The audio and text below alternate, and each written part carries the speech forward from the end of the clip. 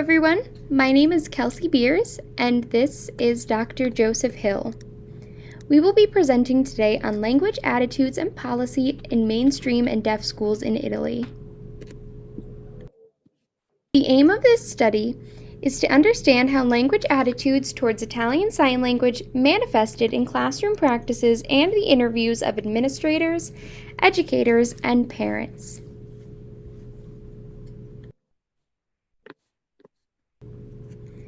Before we dive into the study, I would like to provide you with some historical context on deaf education. In 1880, the Milan Conference was held in Milan, Italy to discuss future policy and protocol regarding deaf education. This conference was held without any deaf representation, which resulted in two policies that would shape the future of deaf education around the world. The first policy stated that speech-centered education, or oralism, would be prioritized in deaf education. The second policy banned the use of sign language in schools, claiming that it would inhibit the development of speech and speech reading skills in deaf children. Moving on to the literature review, there were several studies that were taken into account before we started our study. The first, being Language Attitudes of Students and Teachers, discusses the perspectives of students and teachers in relation to the value they place on ASL and English use in the classroom. The teachers reported feeling more comfortable with English as a commonly used language, whereas they felt that ASL was less important to the classroom. The students shared a similar sentiment on the importance of English use, but differed in the value they placed on ASL use.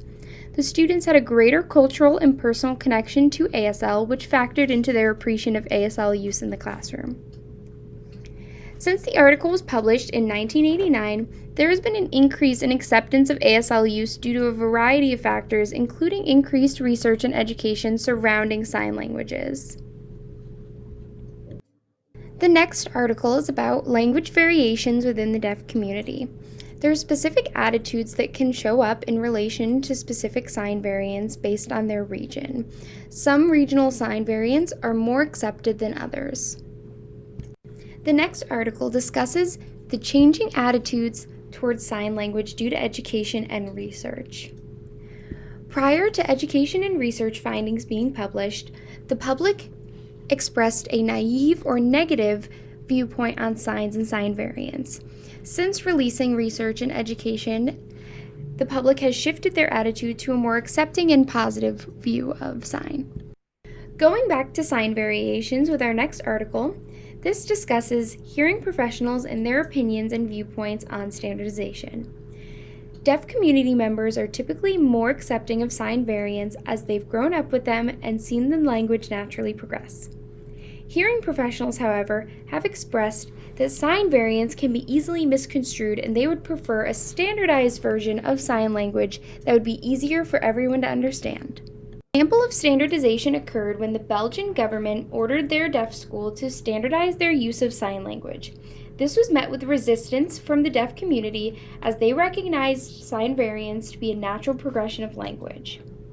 When a new variant would pop up multiple times within a community, they would acknowledge it as a new variant and accept it as the natural progression of language. Erasure of variants in sign language stops the natural language formation and takes away cultural value from the language, which is not ideal for language preservation. Now for the methodology, we used a qualitative analysis application called Deduce software. We collected the data from 35 interviews with administrators, teaching staff, and parents at 4 different schools, and that data was then inputted into Deduce.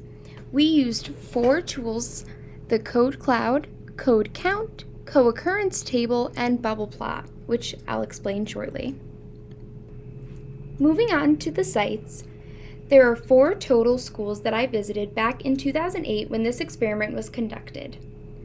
The first 3 are elementary schools, with the exception of Casato, which includes a middle school. All 3 of these schools are mainstreamed, meaning that deaf and hearing students are together in the same classroom using sign language. Hearing students in that classroom also learn spoken Italian, and the deaf students in that classroom either choose to do spoken Italian themselves or written Italian. Padua is the only high school for deaf and hard of hearing students, so they used LIS only, which is Italian Sign Language. For participant demographics, we split it into 4 groups, the first of which being school directors. There were 6 total school directors, all of which being hearing. The language mode chart shows which language the participants chose to use during the interview. The directors only had 2 language modes, however there are 4 total, which I'll explain later. 33% of the directors chose to use written Italian, and the other 66% chose to use spoken Italian. For educators, 21% were deaf, 7% became deaf late in life, 7% were CODAs, which is a child of a deaf adult, and 64% were hearing. For language mode use, 14% chose written Italian, 21% used spoken Italian, 50% used LIS, and 14% used spoken Italian/LIS, which means simultaneous communication. Simultaneous communication is signing and speaking at the same time. And there were a total of 14 educators. For parents, there were 8 total parents. 26% were deaf, and 71% were hearing. For language use, 42% used LIS, and 57% used spoken Italian.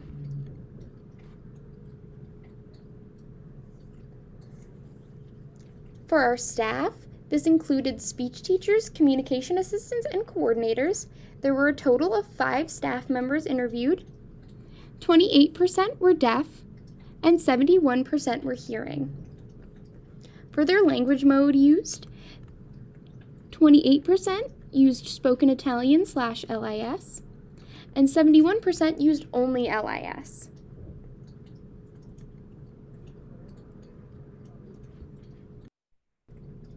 For our coding process, there were 32 unique codes that were applied 795 times. Each statement about LIS was coded to reflect the ideology and attitudes towards LIS. This was done by thoroughly reading each document that included the interview and looking for mentions of LIS and trying to find the implicit meaning behind each statement. An example of a positive code is listed below that says positive support for bilingual education in different modes. The example shown, the key points underlined are, it is me who gives LIS to children and the teacher who gives her language. The child can then have access to both languages and recognizes himself as bilingual. This is a positive example because it supports bilingual education. Compared with the negative example, which is sign language is difficult to understand, they mention, I use Italian to write on the board and LIS. Then they go on to mention that they use mostly signed exact Italian because sign language is known very little to this person. With those 32 unique codes mentioned before and almost 800 applications, it can be hard to visualize which is the most frequent code, which is why this tool, the Code Cloud, helped us to narrow down which codes should be looked at more in depth. As you can see, some of the codes are in bigger font, whereas others are very small and at the edge of the Code Cloud. This gives the researchers an indication of which codes were most frequently used and which ones to hone in on for future analysis. Another visualization tool is the code co-occurrence chart. As you can see, there's one code going up vertically and another going horizontally. And for each interview that was coded, it sees how many of these codes overlap in certain contexts. The red dots have the most co-occurrence, and the darker blue have 1 or 2, and green is another important color to look out for. So these varying numbers show how many times codes happen overlapping each other within an interview. Co-occurrence count you can see that the code Positive Support for Bilingual Acquisition in Different Modes overlapped with 5 different codes listed below with the amount of times they intersected. Another code that intersected a lot was Language is Valid in Either Modality. As you can see, is overlapped with 3 other codes and the amounts listed below. On this next slide, you can see 2 more codes that were frequently overlapping with others, being Positive Support for Sign Language Acquisition, which overlaps with 3 other codes, and Sign Language as an Essential Instrument in Bilingual Education, which also overlapped with 3 different codes. In the individual code count chart, it lists the amount of times that an individual code came up in all of the interviews combined. Here are the top 4 codes.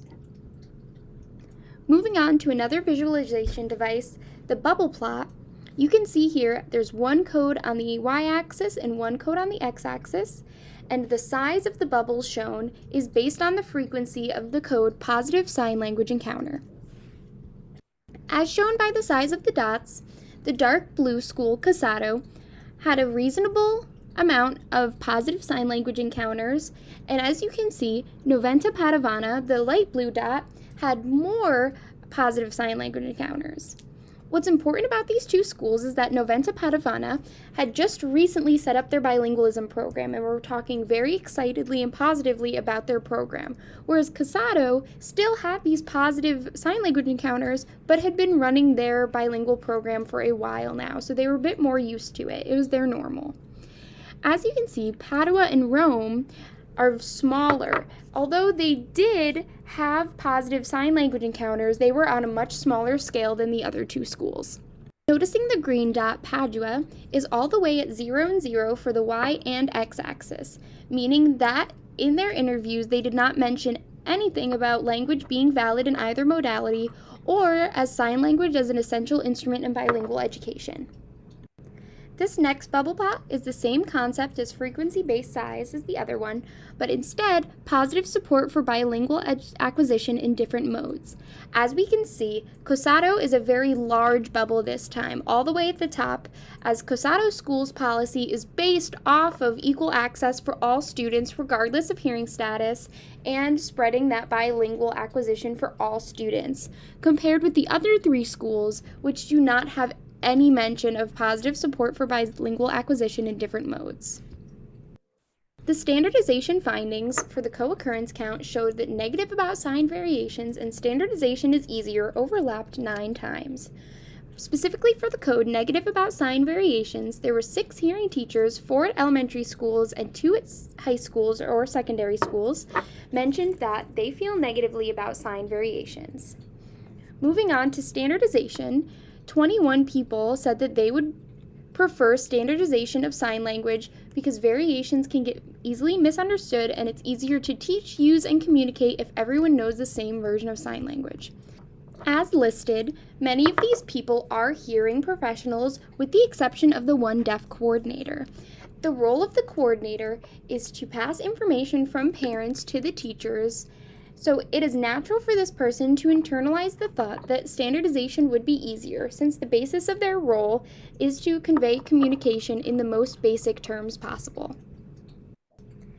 Our findings were that the majority were in support of sign language acquisition and bilingual acquisition. However, despite of this support, there was still the implication that sign language as a valid language and a tool for classroom instruction varied at different sites. One experience I had while in Italy was I went to the Padua school, the green dot at the bottom of our previous chart, and I was interviewing the professor that had worked there for many years, and they signed with me the entire time. However, when it was time for class to begin, the teacher got up in front of the class and started speaking and spoke the entire lecture. And that was very clear to me on how their policy was set up and where their attitude lied. In comparison with COSATO, who had very strict policies in place about access and how language was taught to all people. Hearing, deaf, hard of hearing, all of them were encouraged to use written Italian, spoken Italian, and LIS to try to have a holistic communication style. And in regards to standardization, Most of the comments regarding the standardization of sign language came from hearing educators and parents, as opposed to deaf educators. As for the limitations of the study, at the time that the experiment was conducted, I was a PhD student at Gallaudet University. Also, my identity as a Black deaf American could have influenced the way that the interview progressed based on my culture and identities. Another factor that could have influenced how the interview played out is my limited LIS and Italian proficiency. At the time, I could communicate in LIS, however, I did have a limited understanding of the language.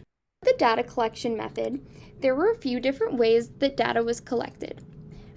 In some cases, there was direct communication between me and the professor because of my ability to use LIS. In the case that I could not directly communicate with the person, I used interpreted communication. And in the rare case that there was no interpreter available and no way to directly communicate, I would conduct the interview while the participant talked directly to the camera. This was a unique and almost uncomfortable situation as the interviewee had to talk to a video camera and there was no real response from me. There were some circumstances in which the person could not fill out or did not feel comfortable coming in for an interview, in which I would send them the interview and they would fill out written responses. Another limitation of the study was the number of interviewees. Some samples, like the Padua sample, were smaller than others, with only 4 interviewees, whereas the Casado school had around 9 interviewees. The last limitation to the study mentioned is the diversity of interviewees in terms of roles. The Noventa Padovana school had about 6 different roles, varying from director to parent, whereas the Padua school only had directors and teachers interviewed. In conclusion, we found several factors that affected language attitudes and policies, the most important being history and context of the educational sites. Government funding and supports for different schools can greatly affect the way they view language. For example, the Casado School had a long record of doing bilingual education. However, every year they still struggle to find government support and funding. Compared with the oralist schools, who prefer speech over sign, get funding almost every year and prefer that, and it is a reflection of their language attitudes and ideologies. The next factor being understanding the nature of language and communication. Those who mentioned a need for standardization are usually the reflection of the hearing majority's attitudes. There was not a lot of mention of need for standardization from deaf participants. And another thing that was noted was that positive supportive variation was based on linguistic knowledge and language modalities. Those who had more education around language variation and its role in natural language progression were more accepting of these variations than those who did not know that language variations occur in all naturally occurring languages. Thank you so much for watching our presentation. We are now open for questions and we'll be leaving our contact information up on the next slide.